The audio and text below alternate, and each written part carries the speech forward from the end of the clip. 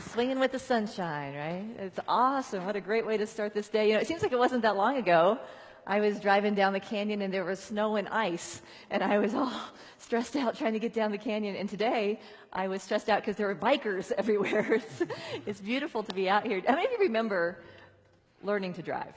You remember that experience? Colorado driving is very different than Texas driving. I learned to drive in Texas, and I lived in the Dallas-Fort Worth Metroplex. So when I learned to drive, my dad took me out into the country. Mansfield, Texas was in the boonies back then. He took me out on these old country roads that were long and straight, and that's where he taught me how to drive. That was, that was my kind of driving. And I felt like I am, myself, I admit, I am a little bit of a perfectionist. Any other perfectionists here? A little bit. And so I wanted to be the perfect driver, of course. So in my mind, what that meant is the perfect driver would have wheels of the car exactly in between the lines on the road. And as long as I could do that and not crash into anything, I figured I would be the perfect driver. So here we are on the country roads in Mansfield, Texas, going straight, 20 miles an hour, like 20, like putter down. And I felt like I was doing really good because I'm like, okay, where are my tires? Where are the lines? I'm doing really good. So that was my first experience of driving. With the time came, of course, where I took driver's ed, and the driver's ed instructor, the time came to load us all into the car and teach us to drive on the interstate. So this is the interstate connecting Dallas and Fort Worth, is where we learned to drive. And I was terrified of getting on the interstate. And I remember when it was my turn, I was coming up the entrance ramp, and in my head, I'm thinking, where are the tires? Where are the lines? Where are the tires? Where are the lines? Where are the tires? Where are the lines? And my instructor kept saying is, you got to go faster. You got to go faster. I was getting smushed from behind. It's not 20 miles an hour here on a straight road. It's like, you got to get up to at least 55 miles an hour, kids. So he's like, you got to go faster. You got to go faster. But as I go faster and faster, what would happen is I was focused on the lines on the highway. So, have you ever looked down at your tires when you're trying to drive and seen how fast those lines come on the highway? So I was feeling all these lines coming, and I was thinking, okay, you got to get in the middle, got to be centered. And if I got off center a little bit, I would try to adjust. But adjusting at 55 miles an hour is very different than adjusting at 20 miles an hour. So here I go, and I'm like, oh, I'm not in the middle, so I'd swerve this way, and I'm like, no, that's not right, and I'd swerve this way, and I'm like doing this down the interstate, trying to keep my tires in the middle of the lines. And finally, my driver's ed instructor, who I do believe must have been a saint. I don't know how God finds driver's ed instructors, but he figured out what I was doing, and he offered me this bit of advice which has guided me ever since in ways beyond what I could have ever imagined. And what he said to me was simply, lift your vision. Lift your vision. And I remember thinking at the time, that's insane. Because if I'm looking out there, who's going to keep my tires between the lines? How am I going to make sure my tires are between the lines if I'm looking out this way? But clearly, my way was not working. So I took a deep breath, my knuckles white on the steering wheel. I took a deep breath, and I lifted up, and it was like a magic moment. It was like suddenly this crazy drive down the interstate, and I had students in the back seat who were literally clinging to the side of the car. What is she doing? When I looked up, suddenly I could see where I was going. I could see where the exits were. I could make choices. And I don't know how, but somehow my tires managed to stay between the lines. So it was one of those magical moments. And when I first started writing my book, and you may have seen it when you came in, I have a book called What If It All Goes Right?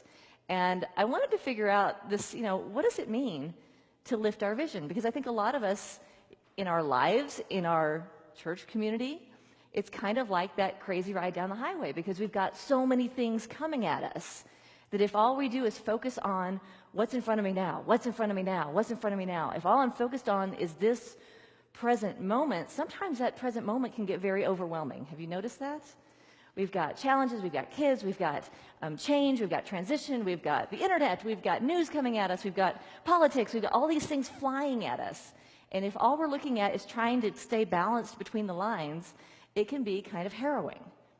But if we take a deep breath and we lift our vision and we see where is it that we're going, where is it we want to go, suddenly, somehow, miraculously, the details of the day-to-day seem to kind of smooth out a little bit.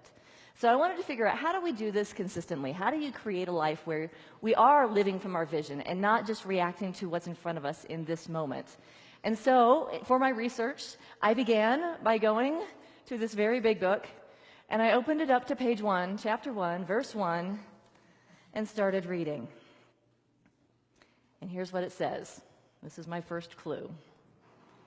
In the beginning, when God created the heavens and the earth was a formless void, and darkness covered the face of the deep, while a wind from God swept over the face of the waters. And then God said, "Let there be light." You know this part. God said, "Let there be light," and there was light. And I read that part and I said, oh, good, research done. Everything I need to know is right there in those first couple of sentences. Because when I was taught growing up, I always thought God was the light. So I read this and I'm like, wow, before there was light, there was God. There in the darkness and the chaos, God is there too. And so that was kind of an aha, like even in the times of transition, even in those rocky times, God is there. And God is there not necessarily as the light, but as the potential to bring forth something completely, radically different than what has ever been before. So the reality of darkness and chaos was transformed by an idea. The idea that there could be light, something totally different. And so he just says, let there be light, and boom, there's light. I thought there's something to be learned here. So the first thing I learned is that we all have this divine capacity. So we are born in the image and likeness of the Creator. Charles Fillmore calls this gift the gift of imagination. It is that ability to be able to stand in darkness and chaos and conceive of something radically different and allow it to come into expression. That is our imagination that allows us to do that. So I thought we'd see how awake your imagination is this morning. I have here, clearly, a green dot. My question for you this morning, as you wake up your imagination, is, what else could it be? The green of the trees through binoculars. Oh, the green of the trees through binoculars. That is an original. I have never heard that one before. It could be a green light. A green light. Go, go, go. What else? A frisbee. A frisbee. What else? A fan. Because the sun's shining. What else could it be? A plate. Yes. A mouse pad. Yes. What else? The end of a green pencil. The end of a green pencil. There you go. Absolutely. Dot of green ink. You have an idea?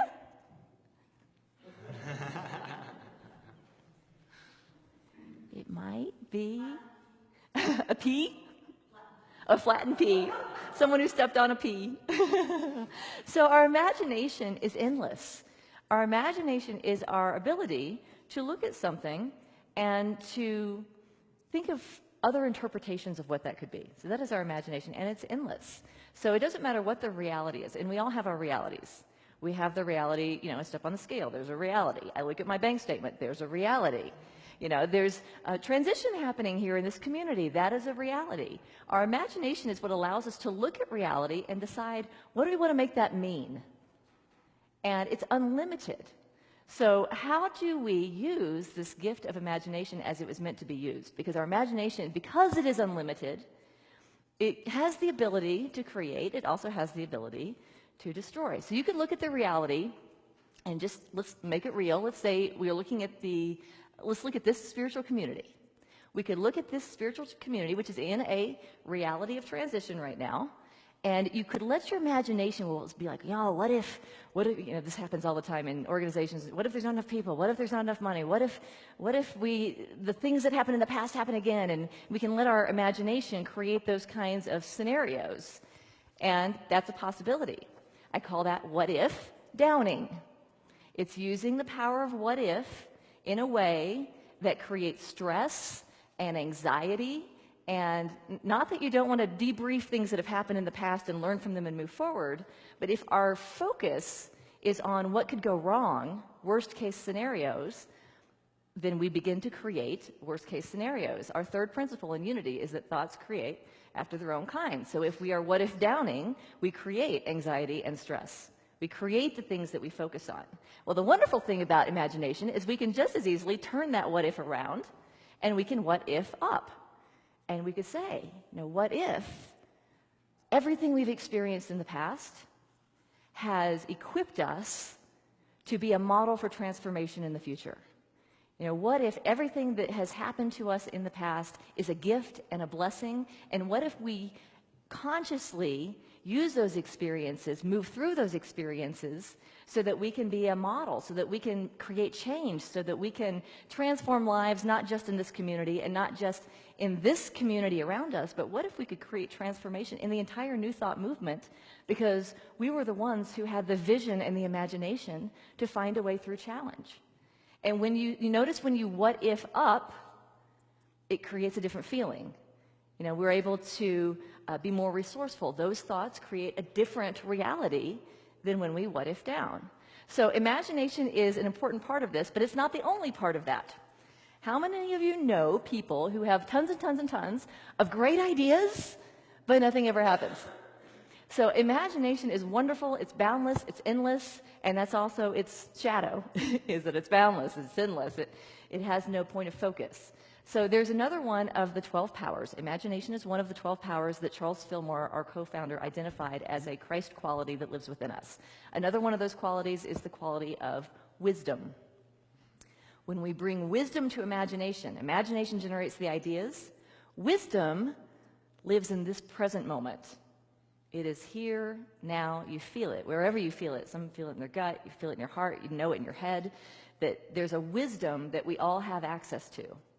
And when we can bring that wisdom to our ideas, it's incredibly powerful. So here's the wisdom game, so you can practice noticing where your wisdom lives in you, how it feels. So I call this game In My Future. And what I'll do is I'll throw out some statements. I'll say, in my future, I will, travel the world, whatever it might be. And if that sounds like, ooh, that would be fun, then you raise your hand.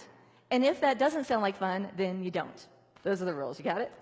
And the nice thing about this is I'm not going to trick you. You're not going to end up signing up for a committee that you didn't really want to serve on. This is there's no hidden agenda here.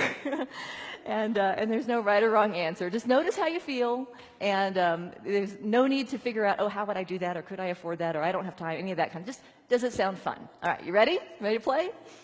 All right. In my future, I will travel the world. All right. In my future, I will go on vacation. In my future, I will write a book. Anyone? In my future, I will teach a class. Yeah? In my future, I will attend a class. In my future, I will learn to cook. I always like to know who likes to learn to cook. Identify that. In my future, I will learn to play a musical instrument. In my future, I will sing in public. Woo-hoo. Some of you are like, no. Notice what your yes feels like. Notice what your no feels like. And they're different. In my future, I will make a difference in the life of a child. In my future, I will make a difference in my community.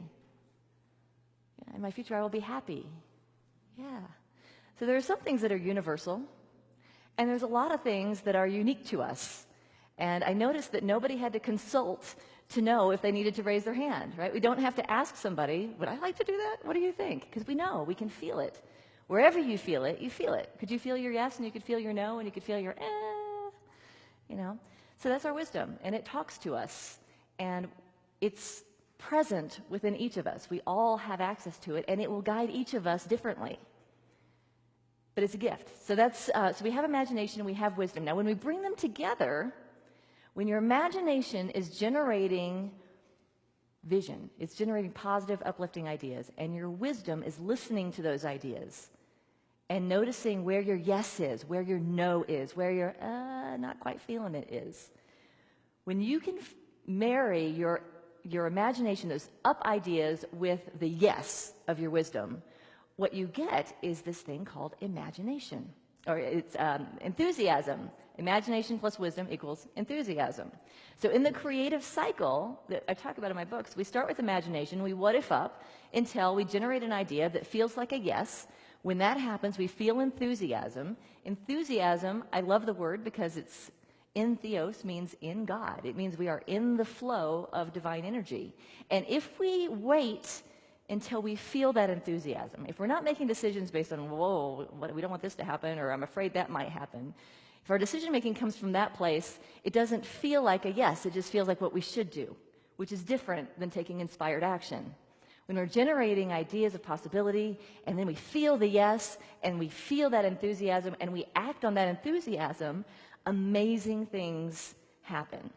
So I'm going to give you a chance to experience it with something of your own creation. I'm just going to invite you to go inside, take a deep breath, and bring to mind something that you want to create in your own life. It can be a thing. Maybe you want a new house, new car, new boat, vacation. It can be an improved relationship. It can be resolution to an issue that's been in front of you.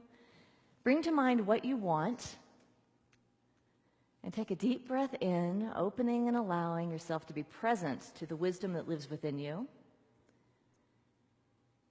And just imagine, what if everything you need is already here?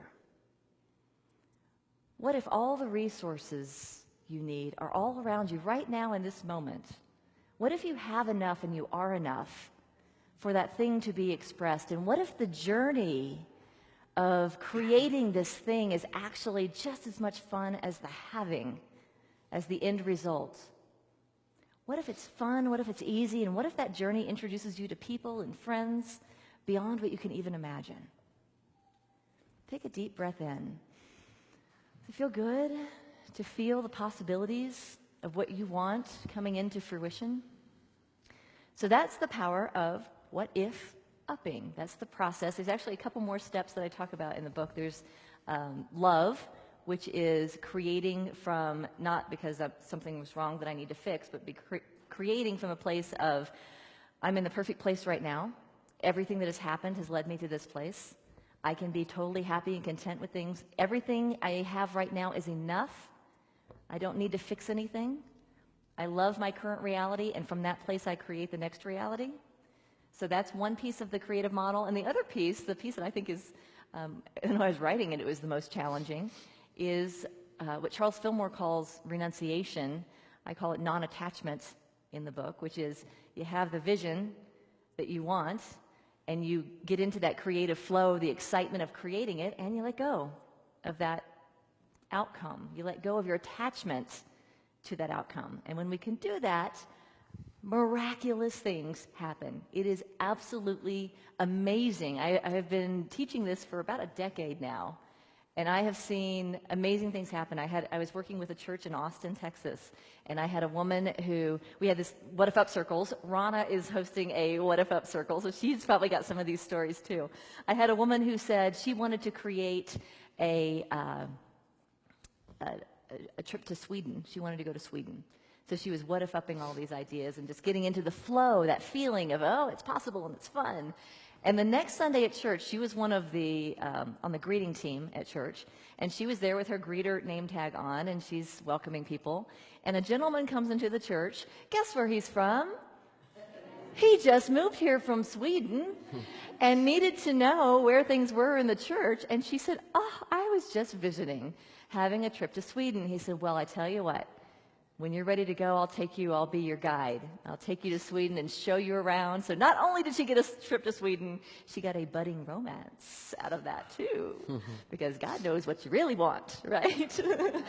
So it's wonderful to see that come together. I had another woman I was coaching with her, and she was all stressed out because she's like, oh, Mindy, I have to leave my apartment, and I've got my dog, and I've got all my stuff, and I've only got a week to do it, and I don't know what I'm going to do, and I don't know where I'm going to go, and my credit's not good, and it's expensive around here, and all those thoughts just bombarding her. And so we did some what if upping, and we were like, well, what if you just take a walk? What if you just get centered? What if you just, meditate and visualize what you want that space to be? So we have this coaching call, and when she's done, she gets off the phone. She takes a walk around her neighborhood with her dog, and as she's walking, she sees someone clearing out a garage apartment and putting up a for lease sign. She talks to the person. They don't need a credit check. They will take dogs, and before the end of an hour, she's got a place to live in the next week. So amazing, isn't it? So it's a process that you can do on your own, and the book kind of guides you through, here's how you can do it on your own. And I use it when I get stressed. If I notice I have anxiety, I'm like, I was running late for a meeting with a book agent, big book agent. I really wanted this thing to work, and I was running late, and there was traffic and detours. And so I'm like, okay, what if they're late too? What if I get there and they're not even ready for me? What if they don't even notice that I'm not there right on time? And sure enough, I got there, and I was, I didn't want to show up frazzled. I'm like, what if it doesn't matter how late I am? When I get there, I can be composed and grounded.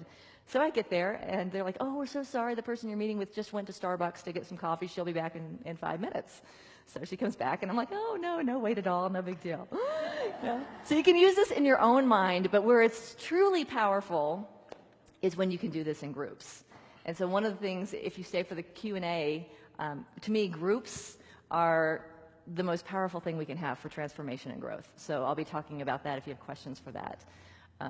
I did this in a group of college students at a conference.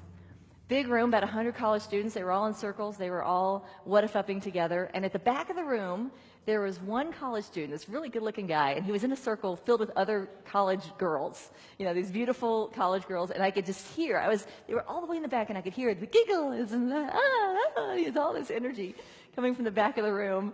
And so at the end, I said, what's happening for you? Who wants to share? And so this one young man stands up, and he's like, I'm going to find my soulmate. And all the girls are like, what if it's me? What if it's me? It's like, It's all this wonderful, bubbly, fun energy. And afterwards, it was a conference. A couple days later, we're about to leave. I'm packing up. And this young man, Josh, comes to me, and he's like, Mindy, I realized after doing that exercise that I know who my soulmate is. He said, I was dating this woman. We dated for 3 years. She wanted to get married. I freaked out. But she's the one, and I know she's the one, and I'm going to try to get back together with this woman. Hey, good job. Keep me posted on how it's going.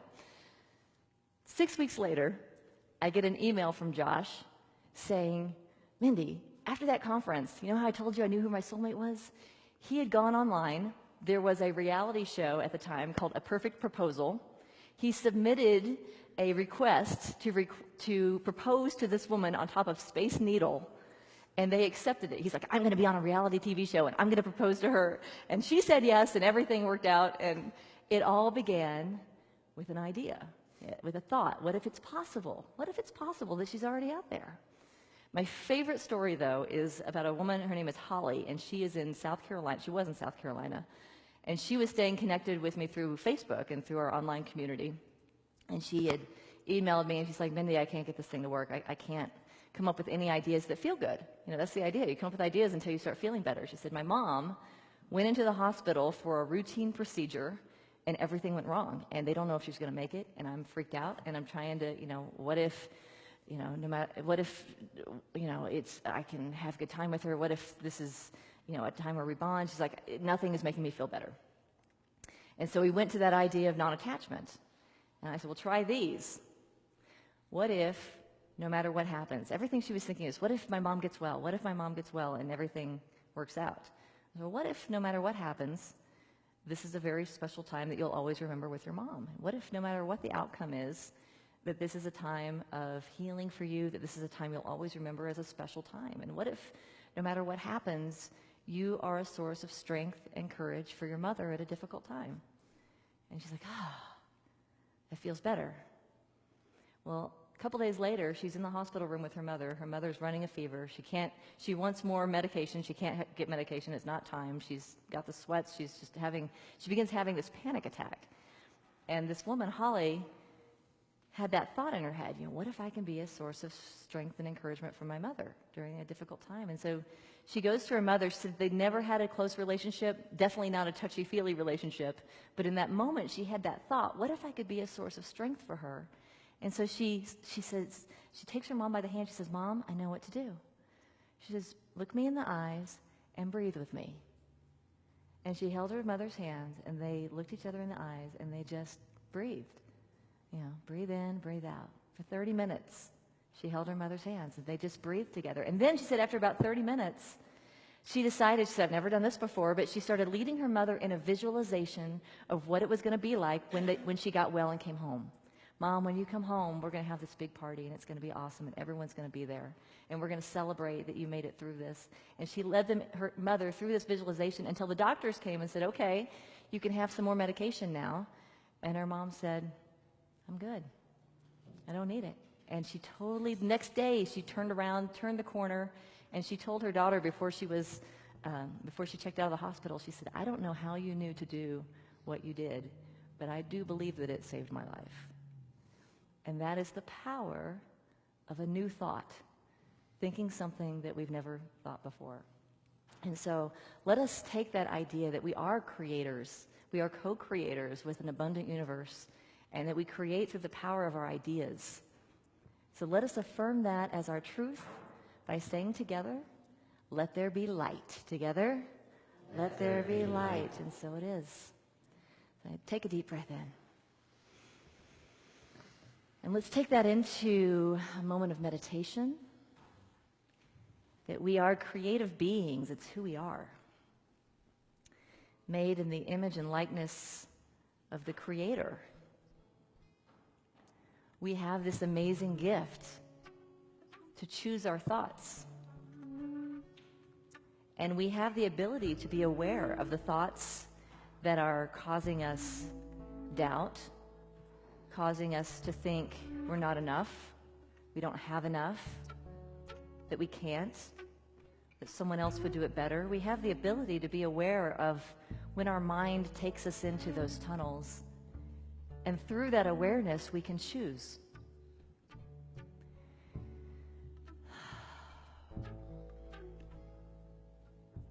And so this morning we celebrate that moment of choice, that moment of awareness when we choose to think a new thought, when we choose to shift our thinking into possibility.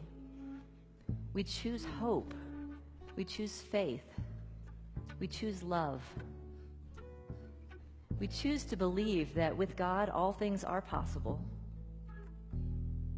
And we choose to believe that that means that whatever hopes or desires are in our hearts, that they're there for a purpose. And we trust that the process of moving towards those goals and dreams is part of a divine process, the growth and evolution of humankind. And through our heart's desires, through the focusing of our thoughts, the creating of that which has never been created before,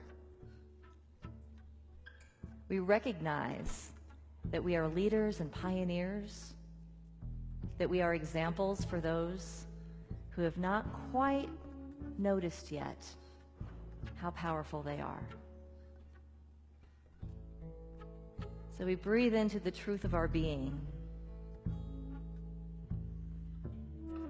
that not only are we enough, having enough, there's more than enough. We acknowledge the abundance of the universe, the abundance of resources, the abundance of love and community that exists here, now, in this place. And in the silence, we give thanks.